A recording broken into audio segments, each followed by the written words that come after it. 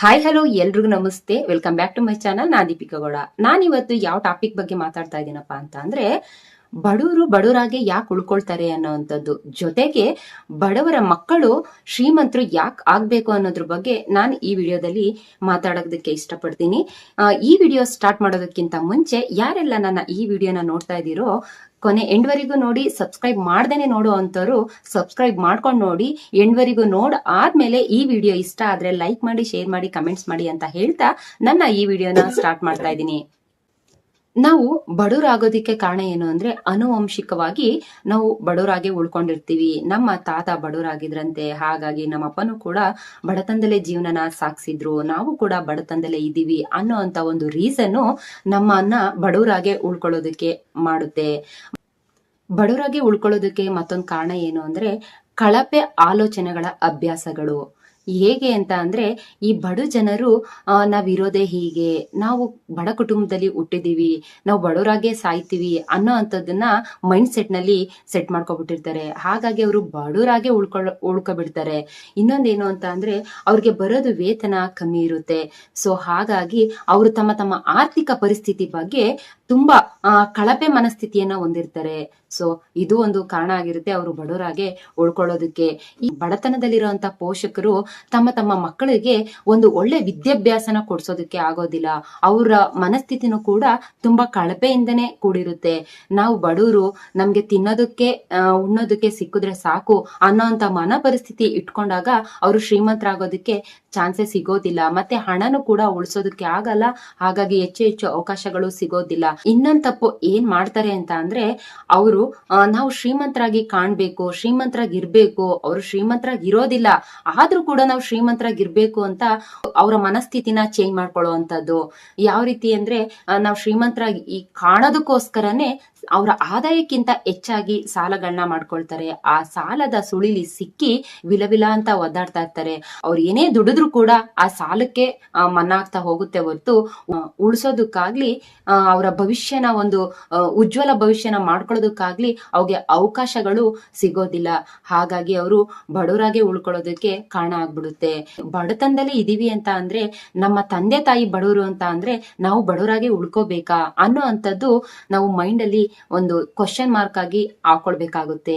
ಆ ಟೈಮಲ್ಲಿ ಮಾತ್ರ ನಾವು ಬಡತನದಿಂದ ಹೊರಗಡೆ ಬರೋದಕ್ಕೆ ಸಾಧ್ಯ ಆಗುತ್ತೆ. ನಾವು ಬಡತನದಲ್ಲಿ ಇದ್ರೂ ಕೂಡ ನಾವು ಡಾಂಬಿಕ ಜೀವನನ ಯಾವಾಗ ಮಾಡ್ತೀವಿ ಅವಾಗ ಆ ಪರಿಸ್ಥಿತಿಯಿಂದ ಹೊರಗಡೆ ಬರೋದಕ್ಕೆ ಆಗಲ್ಲ. ಯಾರು ಕೂಡ ಅಷ್ಟೇ, ಬಡತನದಲ್ಲಿ ಇದೀವಿ ಅಂತ ಅಂದ್ರೆ ನಾವು ತೋರಿಕೆ ಜೀವನನ ಮಾಡೋದಕ್ಕೆ ಹೋಗ್ಬಾರ್ದು.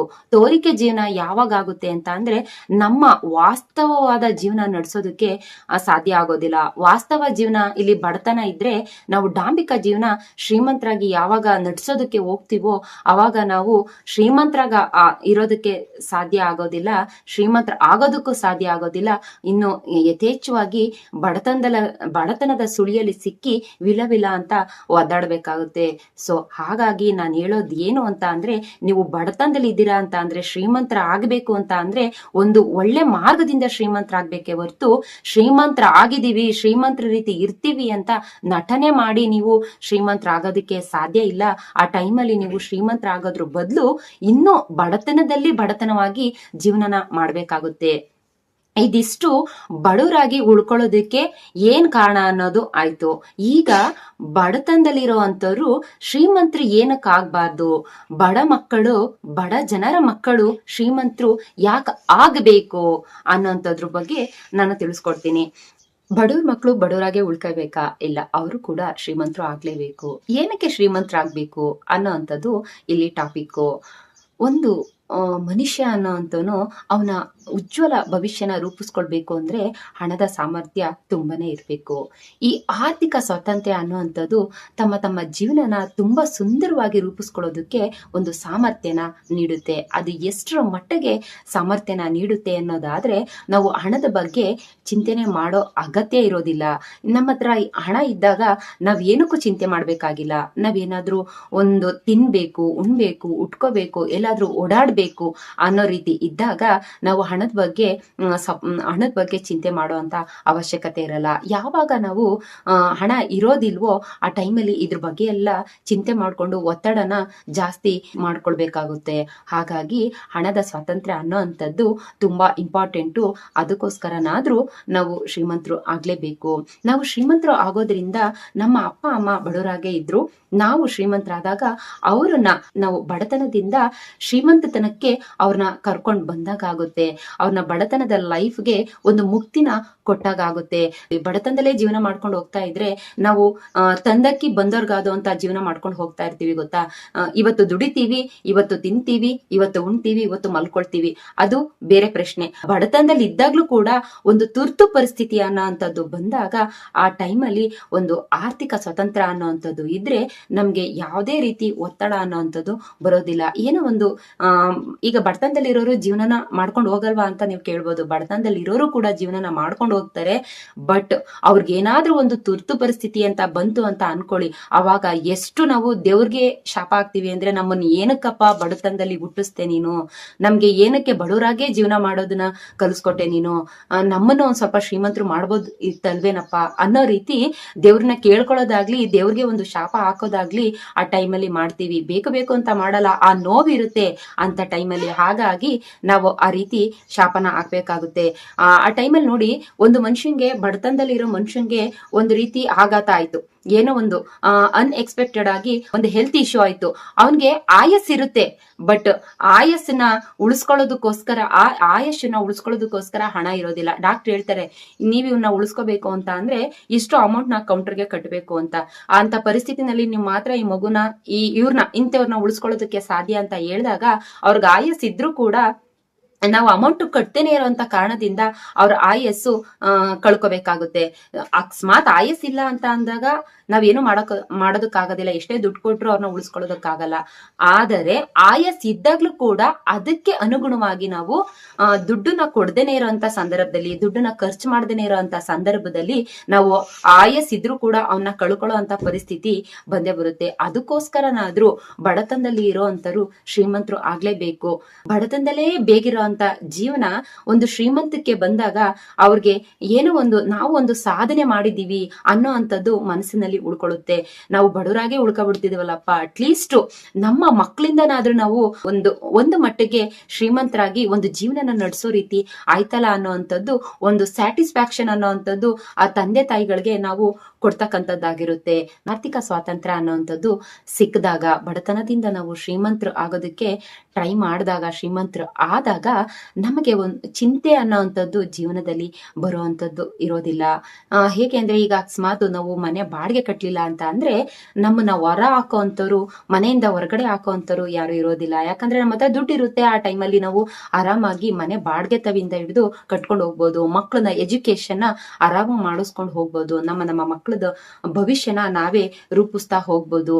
ಮತ್ತೆ ಇನ್ನೊಂದೇನು ಅಂದ್ರೆ, ನಾವು ಎಲ್ಲಾದ್ರೂ ಸುತ್ತಾಡ್ಬೋದು, ಏನಾದ್ರೂ ತಿನ್ಬೋದು. ನಮ್ಮ ಅವಶ್ಯಕತೆ ತಕ್ಕನಾಗಿ ನಮ್ಮ ಜೀವನನ ಸಾಗಿಸ್ಕೊಂಡು ಹೋಗ್ತಾ ಇರ್ಬೋದು. ಚಿಕ್ಕ ಪುಟ್ಟದಕ್ಕೆಲ್ಲ ಬೇರೆಯವ್ರನ್ನ ಹೆಲ್ಪ್ ಕೇಳೋ ಅಂತ ನೆಸೆಸಿಟಿ ಇರೋದಿಲ್ಲ. ಒಂದು ಸಾಲ ಮಾಡೋದಕ್ಕೆ ತುಂಬಾ ದೊಡ್ಡದು ಆಸೆ ಆಕಾಂಕ್ಷೆಗಳಿಗೆಲ್ಲ ಸಾಲ ಮಾಡಬಹುದು. ಈಗ ಒಂದು ಶ್ರೀಮಂತರು ಅಂತ ಅಂದ್ರೆ ಅವರು ಕೂಡ ಸಾಲ ಮಾಡ್ತಾರೆ. ಒಂದು ದೊಡ್ಡ ಲೆವೆಲ್ಗೆ, ಒಂದು ದೊಡ್ಡ ಮಟ್ಟಕ್ಕೆ ಅವರು ಸಾಲನ ಮಾಡ್ತಾರೆ. ನಾವು ಒಂದು ಶ್ರೀಮಂತರು ಆಗೋದಕ್ಕೋಸ್ಕರನೇ ಒಂದು ರೀತಿ ಕಷ್ಟಪಡ್ಬೇಕು.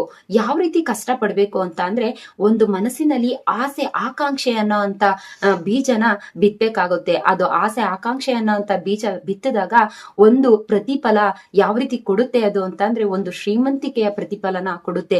ನಾವು ಹಾರ್ಡ್ ವರ್ಕಿಂಗು, ಇಲ್ಲಿ ಒಂದು ಗಿಡಕ್ಕೆ ನೀರನ್ನ ಹಾಕಿ ಗೊಬ್ಬರನ ಹಾಕಿ ಯಾವ ರೀತಿ ಬೆಳೆಸ್ತೀವೋ ಅದೇ ರೀತಿ ನಾವಿಲ್ಲಿ ಹಾರ್ಡ್ ವರ್ಕಿಂಗ್ ಮಾಡ್ಬೇಕಾಗುತ್ತೆ ಒಂದು ಶ್ರೀಮಂತರು ಆಗ್ಬೇಕು ಅಂತ ಅಂದ್ರೆ.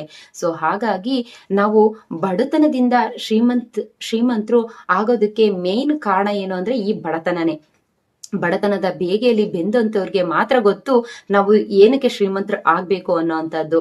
ನಾವಿಷ್ಟೆಲ್ಲ ನಾವು ನಮ್ಮ ಜೀವನನ ನಾವು ರೂಪಿಸ್ಕೊಳ್ಬೇಕು ಅಂತ ಅಂದ್ರೆ ನಮ್ಗೆ ಆರ್ಥಿಕ ಸ್ವಾತಂತ್ರ್ಯ ಅನ್ನೋಂಥದ್ದು ತುಂಬಾ ಅಂದ್ರೆ ತುಂಬಾ ಇಂಪಾರ್ಟೆಂಟ್ ಆಗಿರುತ್ತೆ. ಅಂದ್ರೆ ನಮ್ಮ ಜೀವನ ಪರ್ಯಂತವಾಗಿ ನಾವು ಬಡತನದಲ್ಲೇ ಜೀವನ ಸಾಗಿಸೋದಕ್ಕಿಂತ ಒಂದು ಬುದ್ಧಿನ ಉಪಯೋಗಿಸಿ ನಾವು ಶ್ರೀಮಂತರು ಆಗ್ಲೇಬೇಕು. ಆ ತರ ಎಲ್ಲ ಮಾಡಿದಾಗ ನಾವು ಶ್ರೀಮಂತರಾಗೋದ್ರಿಂದ, ಸಿಂಪಲ್ ಆಗಿ ಹೇಳ್ತೀನಿ, ನಾವು ಶ್ರೀಮಂತರಾಗೋದ್ರಿಂದ ನಮ್ಮ ಬಡತನದಿಂದ ನಮ್ಮ ತಂದೆ ತಾಯಿಗಳಿಗೆ ಮುಕ್ತಿನ ಕೊಡ್ಬೋದು. ನಾವು ಇಷ್ಟಪಟ್ಟಿದ್ದನ್ನ ತಿನ್ಬೋದು, ನಾವು ಇಷ್ಟಪಟ್ಟಿದ್ದನ್ನ ಉಟ್ಕೊಳ್ಬೋದು.